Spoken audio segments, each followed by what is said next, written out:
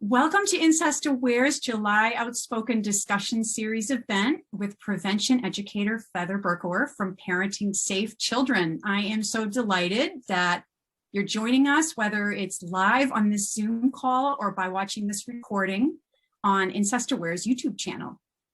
Our Outspoken talks are monthly, and they feature experts like Feather in the field of incest prevention, healing, and activism. And the purpose of them, they're really designed to inspire and educate us as survivors and as advocates for prevention. Now, these talks are organized by Incest AWARE, which was founded not too long ago, or not even a year old. In 2020, we were founded with a mission of ending incest abuse, raising awareness, supporting survivors, and inspiring leaders. So that's a big mission right there. Through these outspoken talks and through all of our work, we're envisioning a community in which survivors and those who care for us are heard, believed, and supported. So you can learn more about us at incestaware.org, and you can also sign up for e-news and connect with our Facebook community. So in today's session, we are going to be talking with prevention expert Feather Berkower, who will share the basics of teaching incest prevention, along with her advice for integrating simple yet really important and crucial prevention concepts into our talks and trainings. So we are all going to walk away much better informed, I'm quite sure of that, with tips on how survivor advocates and trainers can begin to incorporate best practices prevention into our public education efforts. So let me take a moment now to introduce my guest. Her name is Feather Berkower, and she is a licensed clinical social worker.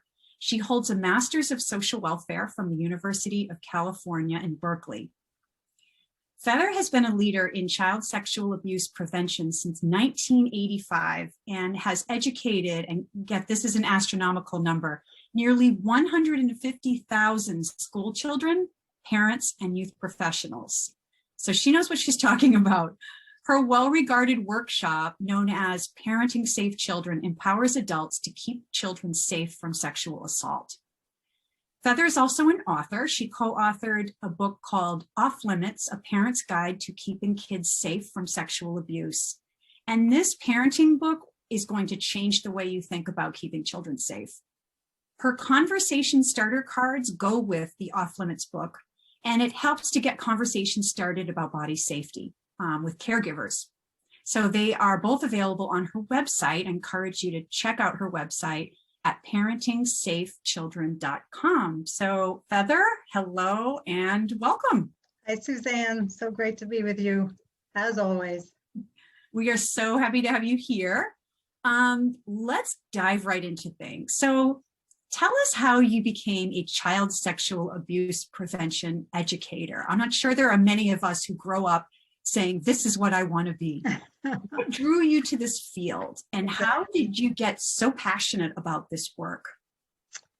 Well, let's see. I'll just give you the brief story. So in the 80s, I was attending school at San Francisco State University, and I needed to do an internship for graduation. It was required. And I had no idea what I wanted to do with a women's studies degree of all things. I just knew that I wanted to work with children.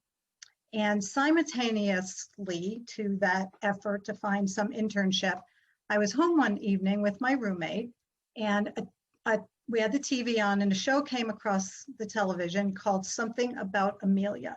And I don't know if anyone's watched that, but it's a made-for-TV show about I think she was 12 or 13-year-old girl who was being incested by her father. And I was riveted. I knew very little about incest or sexual assault of children, but I just sat there with with my mouth open, just riveted. And at the end of the show, I turned to my roommate and I said, this is my life's work. And so from that, and I can't tell you why, except I was called to do this.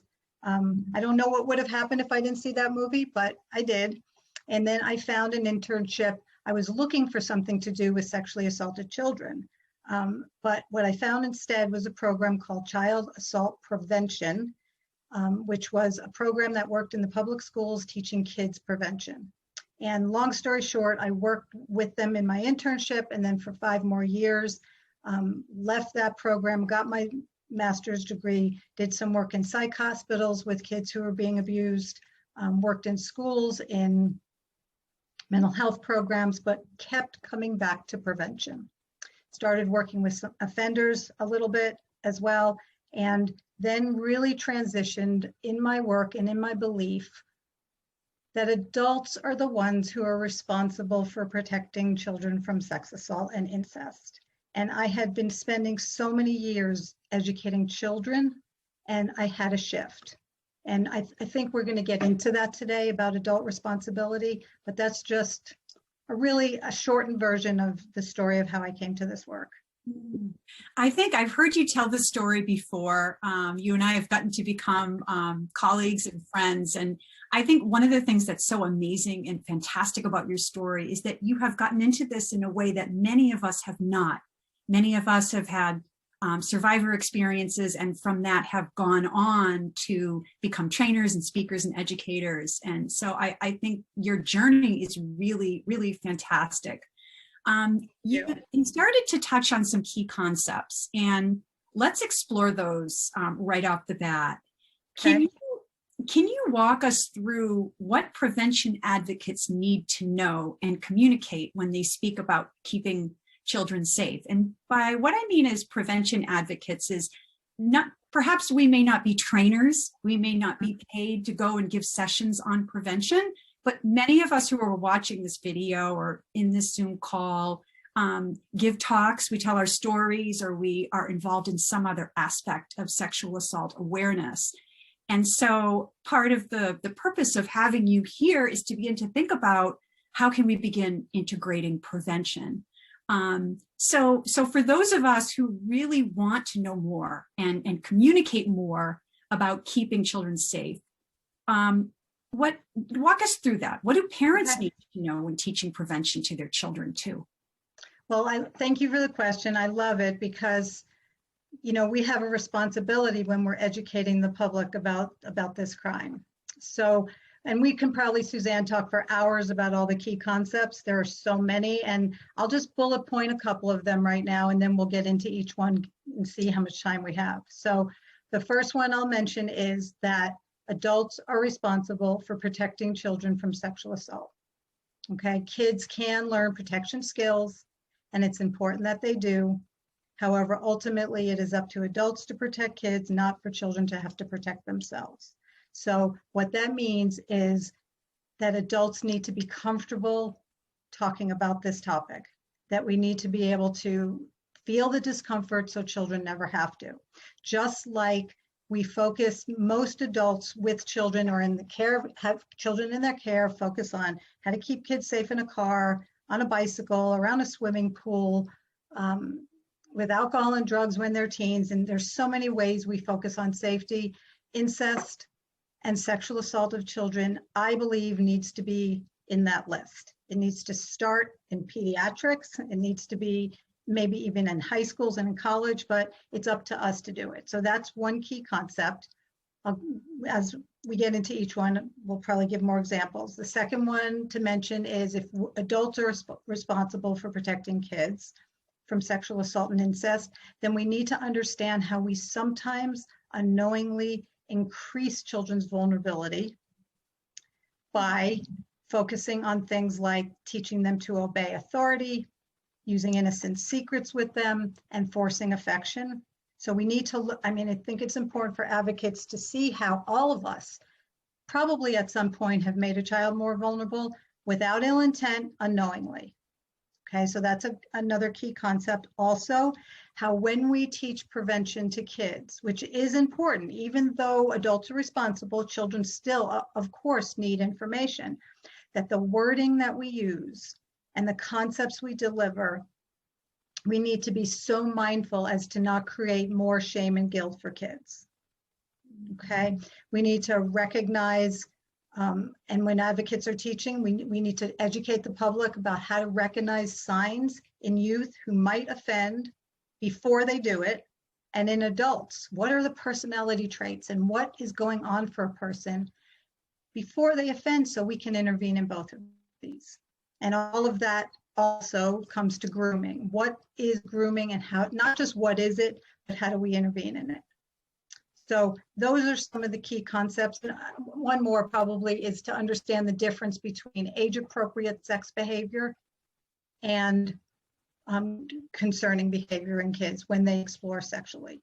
All of that, I would say, should be part of a sound prevention program. Wow, Does that make sense? Yes, you've given us a lot to unpack. So we're going to break that down because there's a lot of really good stuff in there. One thing you said in the beginning, which, every time I hear you speak, you say these things that really resonate with me very clearly. And one thing that you said was, we have to become comfortable with our own discomfort. And I think when many of us have been in situations where we know something's wrong, we suspect something's wrong, we have that hesitant feeling, that awkward feeling. What do I do? How do I figure out what to do? Will I, make a fool out of myself? All these sort of fears jump out at us. And being comfortable in that, that's what I'm hearing you, being comfortable with being uncomfortable. I love that. Yeah. So let's break some of this down. First, you said that your focus is on adult responsibility in prevention. I hear you talk about this a lot. So let's talk more about that. Okay. I don't know how many times I have heard prevention efforts focusing on kids with advice like, just scream, no, run away, and tell someone if you're being sexually abused. Now, those of us in this community know, especially for incest survivors, that rarely happens. So can you say a little bit more about adults being responsible for stopping abuse instead of kids? Absolutely. So ultimately, people who choose to sexually assault children are the ones who are responsible for stopping the sexual violation of children. Okay, so really that it starts up there with people who offend, whether they're older youth or adults. And this is, I believe, a super important arm of prevention. And we may touch on that later if we have time. But until that takes place, safe adults are responsible for protecting kids. And like you said, and I totally agree, that we spend so much time in our prevention efforts educating children. And I did it for decades, okay? We teach them to say no, to run, to yell, and to tell. And we do need to give them those skills, but we'll get into the nuances in a couple of minutes. If you ask a room full of survivors, even survivors who were taught prevention by their parents, how many of them said no, yelled, told, and ran away? And the answer would be almost none, right? If we ask a room of offenders, which I do when I work with them, how many children resisted sexual assault or resisted their touch, their answer is almost none. Some do, but most don't. So it's just not a reality that children say no, run, yell, and tell, but we're spending so much time with these concepts when we teach prevention. And I like to think of it as, it's particularly with incest, where is a child going to run when this is happening in their own bed, right? And how can they yell when everyone's at home, when they're told to keep quiet?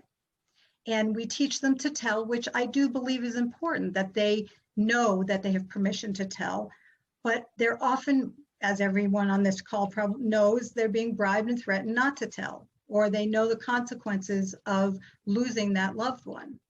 So when I think about this and when I work with people who do this to kids, I think, how in the world can we expect a 5-year-old child to look up to their uncle or their dad or their older brother and say, no, stop it, don't do this to me, you're not allowed to touch my private parts, when we have spent so much time teaching kids to obey authority and they've been taught to be respectful?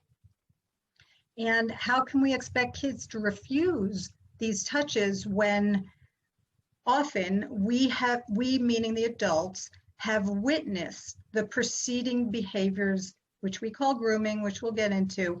And like you said, this discomfort, Suzanne, we don't say stop. we don't say, hey, I'm really uncomfortable with the way you're tickling my child, please stop. Or these are our body safety rules. Or we don't speak up because we're so nervous and we don't want to offend others.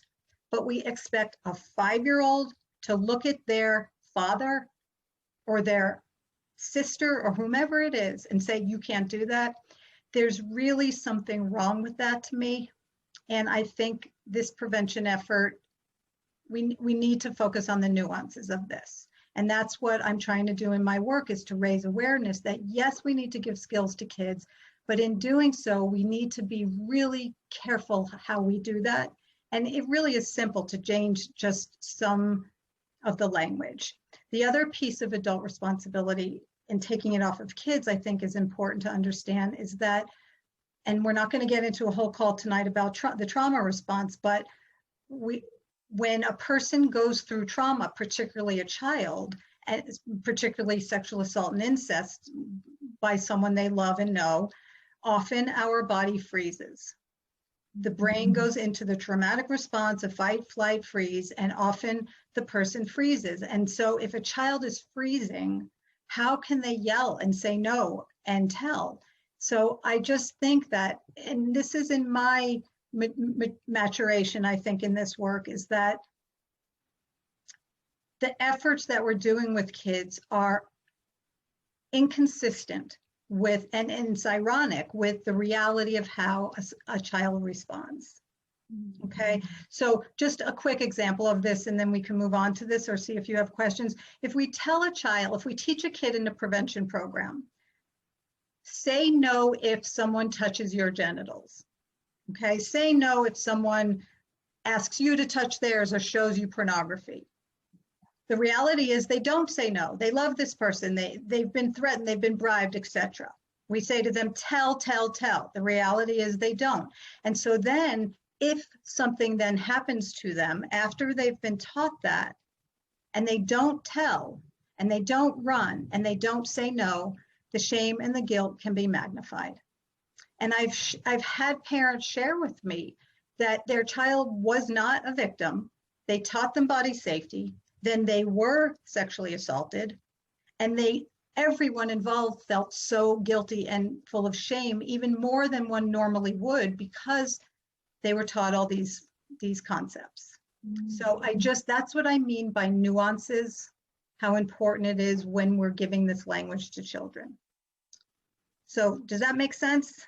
Yes, and it's really intuitive, especially for those of us who are survivors. And you know, from what I know about the research of reporting, that very often children who do report still months and sometimes years later are still being molested by the same person. Exactly. So if you rely on a child to say no and to tell, that doesn't mean necessarily that the situation improves. So that is really, really good advice. So just one quick thing that I forgot to say here that's important, that because I'm so detailed here, the shift would be, you have my permission to say no. And this is pure prevention, okay? Let's assume the child has not been a victim. When teaching body safety, and for advocates who are teaching this, the shift is, you have permission to say no. You are allowed to. You will not be in trouble. That is not rude. You have my permission if your safety is ever compromised. If someone requests sexual touching, you are allowed to say no. And if you can't, I love you no matter what. You are allowed to tell. And if you can't, it's never too late to tell. So these are the nuances I'm talking about. Instead of just hard-lined, say no, run, yell, and tell. It's not enough. Yeah. You have my permission. You have my permission to tell. That's one of those golden nuggets right there.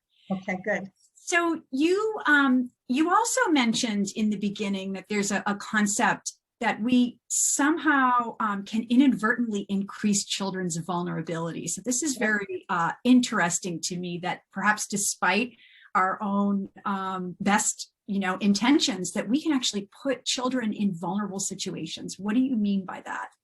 And so first of all, anyone who's listening to this, let guilt run off your shoulders, roll right off, because we've all probably done these things. And this is just about learning and behavior change. So we teach children to obey authority, to listen to adults, to do what they're told. right? Most adults want children to follow the rules. So for example, listen to your teacher, do whatever she says, she's the boss. Grandpa's watching you tonight, do whatever he says, he's in charge. Okay, what if Grandpa says, let's play a touching game, and Mommy said you have to listen because I'm in charge, right? So we've just inadvertently made that child more vulnerable. So the solution to that is, when teaching children to listen and to obey authority or do what they're told, we give kids exceptions. You should listen to your teacher and do your spelling words when asked to do them, except you should listen to Grandpa if he says it's time for bed, except if anyone, Grandpa, your teacher, your brother, your sister, your best friend, asks you to touch private parts, genitals, look at pictures on the internet, pornography, whatever you're discussing there, you don't have to. You have my permission to not, to disobey, or to, I mean, some people don't like the word obey, but you don't have to just listen to authority because they said so if you are unsafe. So that's one example.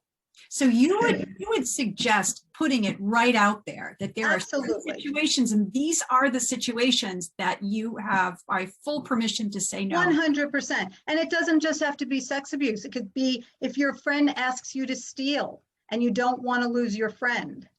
You have permission to resist that. You have permission to say no to the soccer coach if they, pushed you too far in workouts and you can't do anymore. Like, it's about safety. And make it clear to children, and you can start this as young as 4 and 5, just in modeling, that parents and adults make the rules to keep kids safe, but there are some adults sometimes when kids are in situations with adults when they're not safe, and that ever happens and your belly feels uncomfortable, and I teach parents about intuition, how to teach kids that. You have my permission to not do it. Okay, so that's one way. There's two more. The other way is so common, which is adults ask children to keep innocent-like secrets, which mimic the ways that adult offenders groom children with innocent secrets.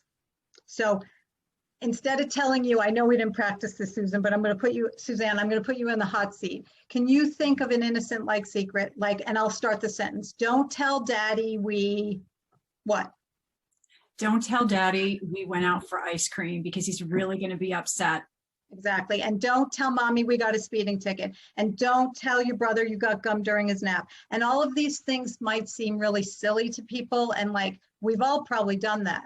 But when we ask a child not to tell the other parent or the grandma or whomever it is that they had candy before dinner, we are asking the child to keep a secret, which breaks the body safety rules we teach kids. We're asking them to hold the burden, and we're asking them to manage the feelings of adults. And all of that makes a child more vulnerable. Those are some of the qualities that adult offenders will look for in families, in kids and families, as well as outside the family. Okay. The other one, and you can poke at me after I say this last one here, is forcing children to give affection, suggesting, bribing, manipulating, or forcing them to give hugs and kisses, and their affection tickles and sitting on laps when they don't want to. And kids will give hugs and kisses when they feel perfectly comfortable. But when we say to a child, if you don't kiss your grandma, she's going to be very sad and you will make her think you don't love her.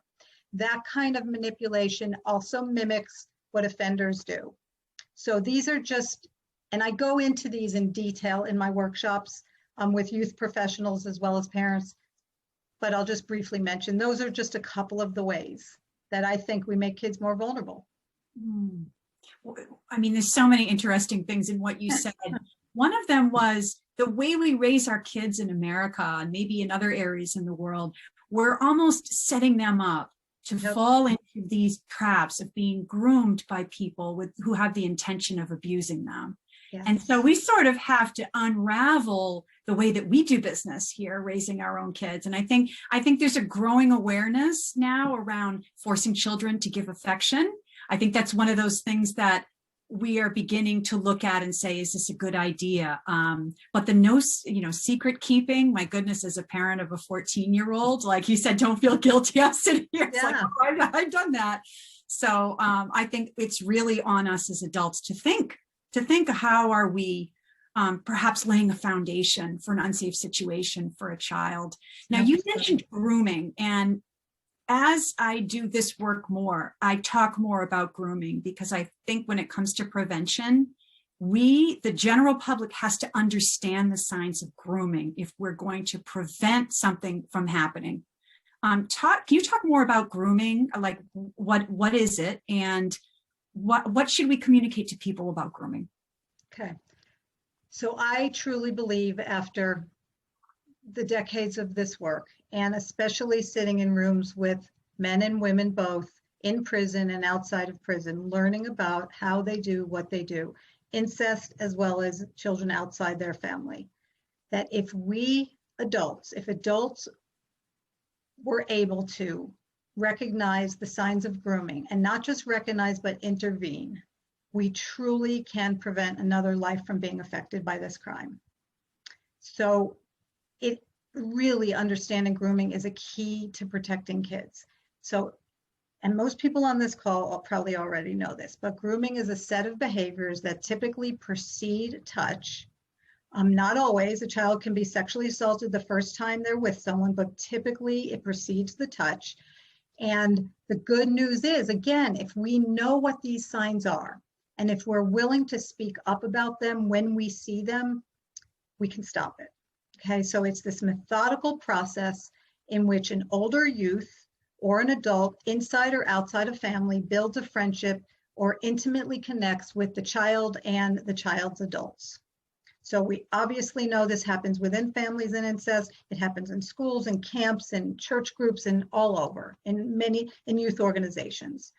And when I speak to particularly men who offend, they tell me that almost every time they groom a child, they groom the adults first. They don't typically, some do, but go right for the child. They groom everyone around with image management, befriending the adults, because if they can get the adult to trust them, then it's super easy to groom the child. Okay, so I believe that youth professionals must be taught. It should be required to be taught in schools and in any youth organization, and people in the business of youth should have a responsibility to understand grooming, and parents. And this should be, like I mentioned earlier, when someone is having a child, part of prenatal, part of college courses, just like we learn how to strap a child into a car seat. We don't avoid that topic. I mean, there's been campaigns for seatbelts many, many decades ago, and now we just do it. Okay, so I always like to liken it to that. And some of the signs of grooming, is that what you wanted me to talk about? Some of the signs in adults? Yeah, throw some out there for us. Okay, I think the biggest one would be your gut. We can't underestimate how powerful our intuition is. And if something doesn't feel right, it probably isn't. It doesn't mean you need to call the police every time you have a gut feeling, but please, please listen to it for yourself and on behalf of your safety. Usually someone who offends, whether they're a teen or an adult, is too good to be true. Particularly for the teens, they spend a lot of time with younger children instead of their own peers. They often babysit for free. When someone is grooming, they insist on time alone with a child. In incest families and dynamics, it's focusing on a particular child and removing that kid from other family members, or isolating, not letting them have friends. That's what I was so struck by in the movie Something About Amelia. Her dad she was 12 or 13 and wouldn't let her be with her friends, wouldn't let her have a boyfriend, was so overprotective. Secrets and an obsession and a pattern of touch, different from the loving touches that adults need to and do give children, like tickling, wrestling, roughhousing, massaging constantly, even when the child doesn't want to. And I think one more to say that's really important is turning to a child for emotional and physical comfort. So, I mean, we can talk all night about grooming signs, but those are just some of the classic ones, and your gut knows, our body knows when something is off.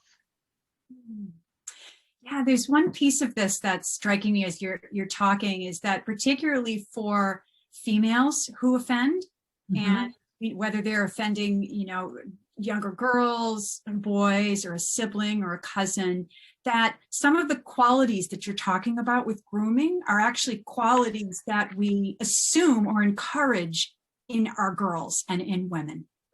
To be the caretakers, to have special time, to have a lot of close contact, personal alone time with children. So I think that's a really interesting piece, is that we may overlook when females are grooming, and we know that females abuse at very high rates, but it's very we don't really talk about it. It's very much an area of child sexual abuse that we don't touch on. We don't touch on. And I'll tell you that when I sat in the women's prison in Denver with a group of women willing to speak with me, it was fascinating. It was devastating. It was, and it was, there was hope for me, but we can do that on another call sometime. But yes, the point is, women sexually assault children, mothers, sisters, and then people outside the family in, youth professional settings. Let's stay on this topic of people who offend. Okay.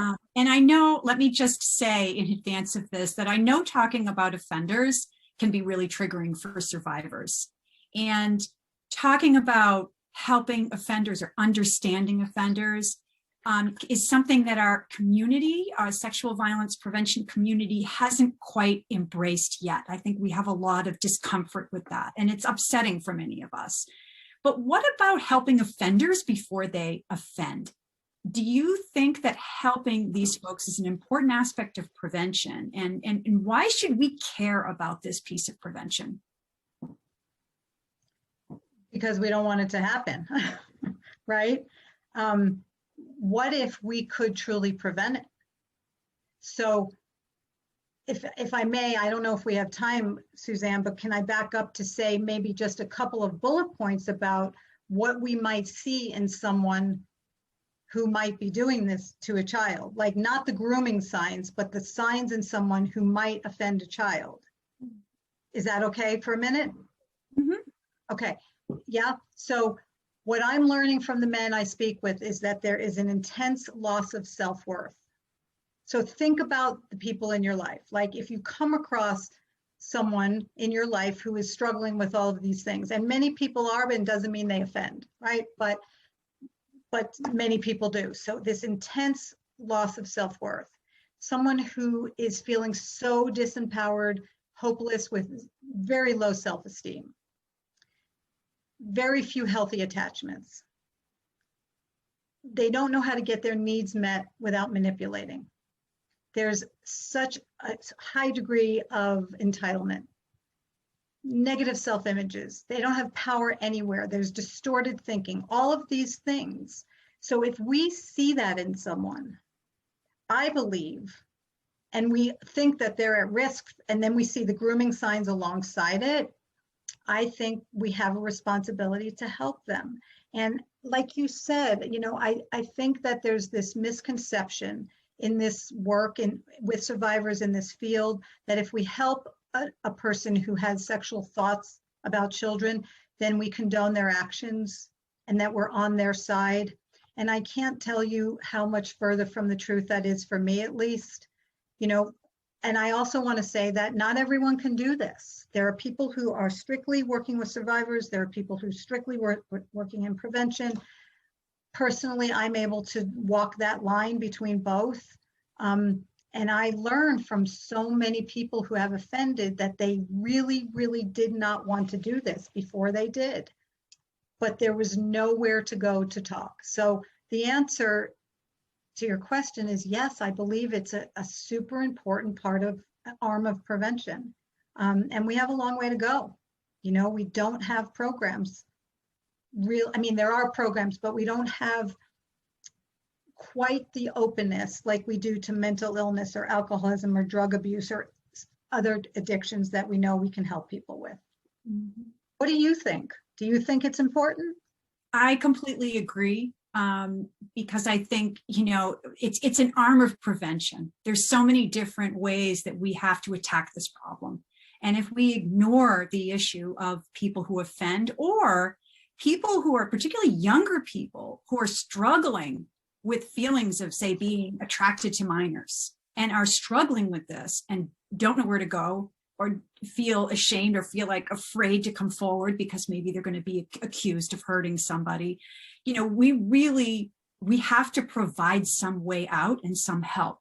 Yeah. And I had someone once tell me in this field that you're talking about is survivors are sometimes, not all the time, but sometimes not the best people to do that, because we have strong feelings about the offenders. And many of us, our offenders, have been people who have gotten away with so much, have never been held accountable. And so we really have those raw feelings, and that is completely valid. But I do think this is something we have to explore. I know that there's organizations that are doing excellent work in this area and really need more attention and more funding. So I think the other thing, Suzanne, another interview.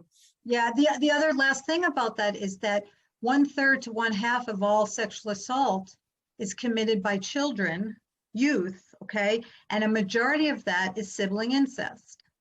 So when we're talking about helping people, we're talking about helping children, you know, so they can learn healthy boundaries, and we can stop a cycle where they move into adulthood and offend, which is important to also say that most kids who are sexually abused don't abuse others, and most kids who are sexually offending in childhood and they get adequate treatment do not continue to offend into adulthood. So all of that is true, but yeah, helping anyone with an addiction and hurting others, I think, behooves us all. Mm-hmm. And anybody interested in the topic of sibling sexual abuse, and that's such a large piece of this conversation. We have Brad Watts in August, who will be coming and talking about that. And so we'll bring that attention. So we just have another moment or two before we wrap up this part and we move to the Q&A. Can you leave us with any last words of advice or guidance for how we can move forward in beginning to incorporate or teach some of this material that you've just told us? Yeah, I think I would like people to walk away really understanding, and my guess is most people here do, but carrying this into your prevention efforts, that children are not responsible for managing the feelings of other people. And when that burden is put on them, they are more vulnerable to being a target of abuse.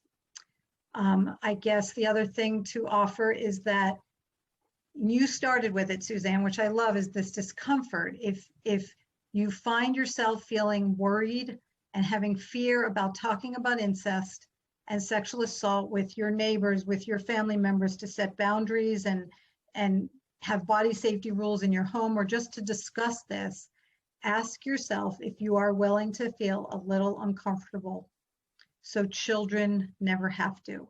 And you may never get comfortable feeling uncomfortable, but are you willing to just feel the discomfort? You know, and if you are a survivor, get support with that.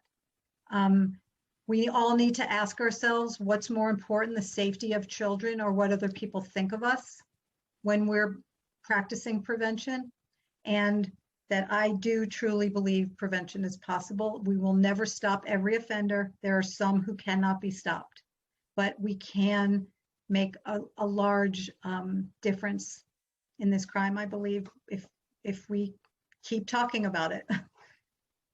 I think that's such a great note to end on. I mean, I am definitely a glass half full kind of person. I really do believe that even a little bit of education like this, like what we've talked about, can really be life-changing for people and for children. And so it has been such a pleasure chatting with you today. And if anyone would like to connect with Feather, learn more about her, perhaps take one of her amazing trainings. I've taken a couple. They are spectacular.